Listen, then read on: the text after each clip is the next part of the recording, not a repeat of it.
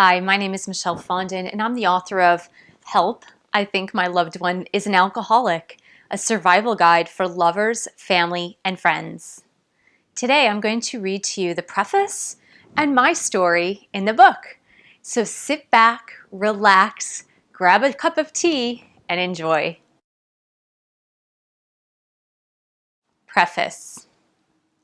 Intrigued by the title, or desperate for help from pain, you picked up this book for a reason.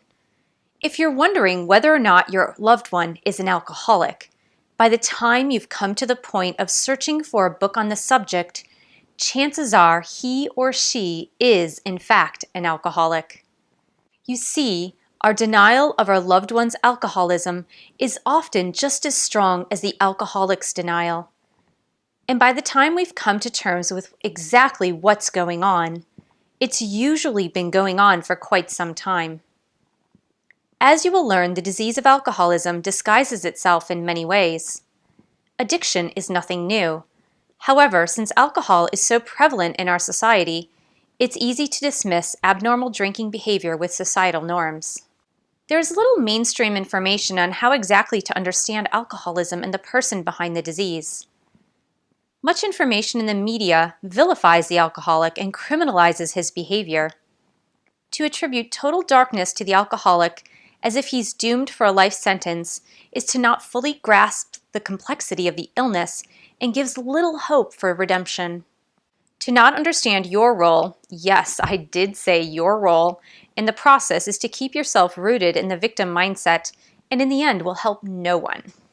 It is my hope to bring enlightenment to you and to all who truly love an alcoholic. I wish to not only bring understanding of the inner workings of the disease, but also to bring love, compassion, forgiveness, strength, and vision. In order to fight and win this battle, you must know what and who you are dealing with. You can win the battle of alcoholism, and so can your loved one, but the terrain of survival is going to look very differently than any other you've ever fought on. The rules that apply to normal life don't apply in addiction. The strategies that work in normal relationships don't make sense to a drinking alcoholic. If you are unfamiliar with the territory, much of this will seem strange at the first go. If you do not suffer from addiction, it will seem downright counterintuitive. And if you are the compassionate sort, like me, you will have to become a compassionate, pardon my French, hard-ass. We are going on a journey here. It's a journey to fully comprehending and surviving a relationship with an alcoholic, whether that person is your husband, wife, boyfriend, girlfriend, best friend, brother, sister, son, daughter, mother, or father. We will analyze the disease they possess from the inside out and from the outside in. We will pinpoint behaviors, triggers, and signs and give you a heads up as to what to look for and how to overcome the devastating effects of this illness. To this end, I'm going to ask you to visualize something in your mind right now.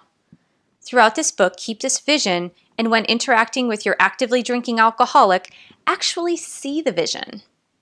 If you're going to truly survive the relationship with your alcoholic loved one and actually save the relationship, you must see him or her as a loving person who is worthy of receiving love, compassion, and forgiveness. Your alcoholic loved one is worthy of all these things. You might not feel it right now. You might feel anger, frustration, or even hatred toward him or her. Know that there is not any one right emotion to feel toward your alcoholic right now. What I'm hoping is that by the end of this book, you will be able to feel love, compassion, and forgiveness for your alcoholic, even if you are no longer in a relationship with him or her. You will have that understanding from a cellular level so that you can heal first. Next, you must visualize the alcoholism, the disease, as a third party. When I'm helping people to fully grasp the why in the madness of alcoholism, I often refer to the disease as a small person, like a little green alien. Did you ever see the movie Alien? Taking over your loved one. When things are really difficult to understand, imagine the little green monster or alien actually taking over your loved one's words, actions, desires, emotions, and drive. That little green alien is shrewd, conniving, and extremely convincing. Once you understand the chemistry of addiction, you will know why I've chosen to look at the disease as a third party in your relationship. In the beginning, with my loved one, I referred to the alcoholism as a mistress. My loved one was appalled that I would call the addiction as such, even though that's what it felt like at the time. However, this can apply to all relationships, so I like the little green alien monster image. It also seems to help others understand because we've all seen cartoon science fiction or horror movies. Finally, throughout this book, I will be referring to the alcoholic as him or her and he or she interchangeably. Whatever resonates for you, plug it in your mind. I will also use the term "your alcoholic" to refer to your alcoholic loved one.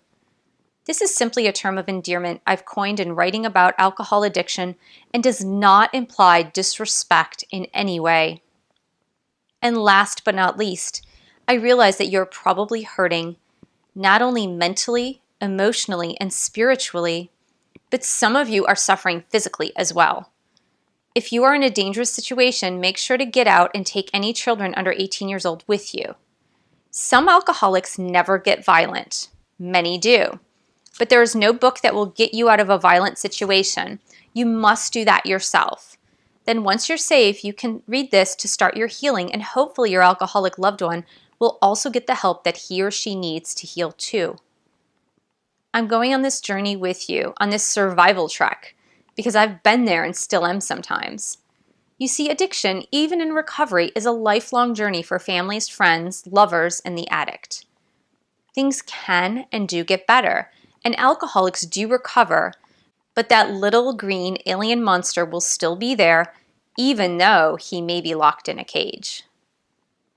Stay strong and move forward.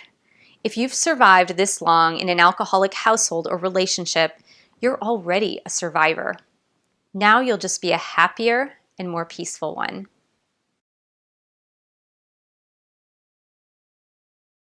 My story and how I got here, loving an alcoholic. I've been into grocery stores thousands of times and never noticed the display that is so prominent as you enter the store. Not once had I ever given it a glance, not ever, until I had an alcoholic in my life. The first time I noticed a display of wine bottles, hundreds of them, staring at me as they penetrated the main aisle, I was astounded. There was no avoiding them, and I had to purposefully push my shopping cart around them to get away. Then I experienced this sickening feeling in my stomach as anger arose within me. How, I said inside myself, how can someone who has a drinking problem ever get away from this? It's everywhere and it's in your face all the time. Most of my life, I had never really known someone with a drinking problem. Oh, of course I knew some people in my past, but we weren't close. There was my uncle who was always drunk on holidays, or my first boyfriend's alcoholic mother. But those people didn't affect my life. In my head, they were just mean, unruly people who were careless and irresponsible. Then I met Johnny. Johnny was unlike anyone I had ever met before. He was funny, lighthearted, and fun to be around. He was also deep, affectionate, and caring. Johnny was so interesting to talk to and a real friend when I needed him. My connection to Johnny was incredible. Soon after we met, we were inseparable. It seemed that everyone knew and liked Johnny. Everywhere we went, people knew him, and it was great being with such a fun guy. After several weeks, I noticed some strange behavior that I couldn't pinpoint. Johnny would make us a drink, and when I accidentally took his instead of mine, I tasted an entire glass filled with alcohol and not just a mixed drink. Then one night, when Johnny brought over a bottle of wine in the middle of the week, he drank the whole thing when I said I didn't want any. Since I wasn't aware of alcoholic behavior, it took me several more weeks before I realized Johnny had a problem. And when I confronted him, he promised me he'd stop drinking for a month. In the midst of that month, he was sneaking drinks the whole time, but I didn't know it. I didn't realize it until something big happened, and I found several empty bottles of alcohol with a recently dated receipt. My emotions ran from denial to anger, to blame, to judgment, to disappointment, and back to anger again. None of it mattered. What I realized was that Johnny couldn't stop drinking. He was addicted. What baffled me the most was that I had managed to get through decades of life without actually knowing what alcoholism truly is. I didn't know the warning signs. I didn't know how to handle the situations I found myself in. And I didn't understand how all of Johnny's friends who knew him well had never confronted him on his problem. How could they not see it, I wondered. I immersed myself in books about alcoholism to understand the disease. I went to Al-Anon meetings to try and understand how to help myself and in turn be able to help him. But still, the looming problem was being able to understand Johnny as a person who was suffering from the disease of alcohol addiction. The world out there judges alcoholics, as I did in my past with people I wasn't close to. According to most, they are irresponsible, arrogant, out of control, loud, and boisterous. And to family members, they are often referred to as abusive, lying, cheating, and manipulating. While all of these descriptions of alcoholic behavior may and are true at times, these words do not describe the person. Johnny is a person with great qualities. Sober, Johnny is intelligent, loving, and kind. Johnny is conscientious and wouldn't hurt anyone. But the part that is difficult to understand is that when Johnny drinks, he becomes someone he isn't. As a person who loves an alcoholic, it's hard to separate and make the difference between the person we love and the person who suffers from a disease. Believe me, I've run the gamut of feelings about my alcoholic and his situation. I've read many books that tell you how to handle the problem drinker or to ignore her behavior. You will definitely get tips in this book on how to handle certain situations and behaviors, but I want to take it deeper. Other books take a hands-off approach and explain that you simply have to let your alcoholic loved one hit rock bottom. I couldn't take a hands-off approach even though I tried. I truly loved Johnny and didn't want to abandon him. I needed to figure out how to love him without enabling him. I wanted to know what goes on inside of him, but I could find little information on what goes on inside an alcoholic's heart, mind, and soul. It's my belief that if we don't seek to understand the heart, mind, and soul of the person who suffers, we will never truly understand the disease. I took the stance that it's time to bring to light the disease of alcoholism from the perspective of the patient, because that is who he is. He is not a bum, a lazy person, or an irresponsible member of society. He is one who suffers at the deepest cellular level.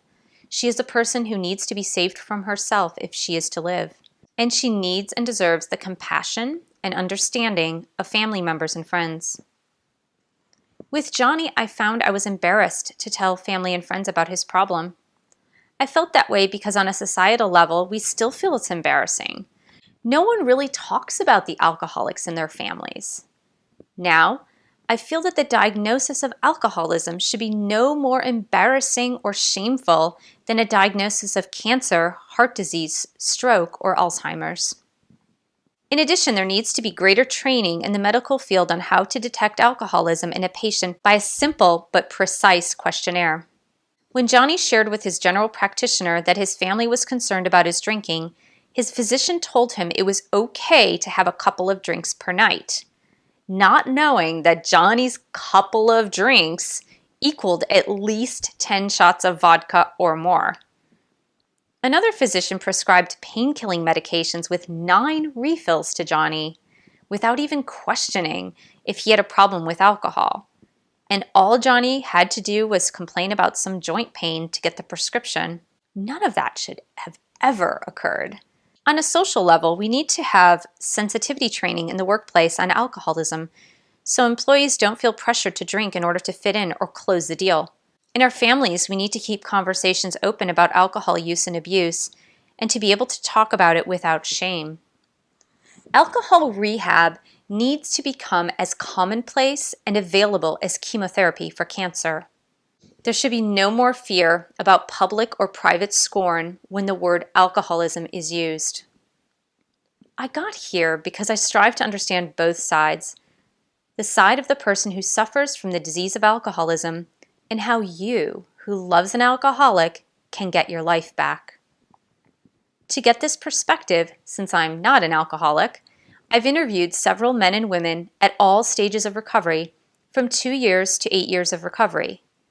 You will read various aspects of their stories, which will help you in turn gain greater understanding of your alcoholic. Since alcoholism is a family disease, your experience in being directly involved in the life of an alcoholic mirrors the disease itself.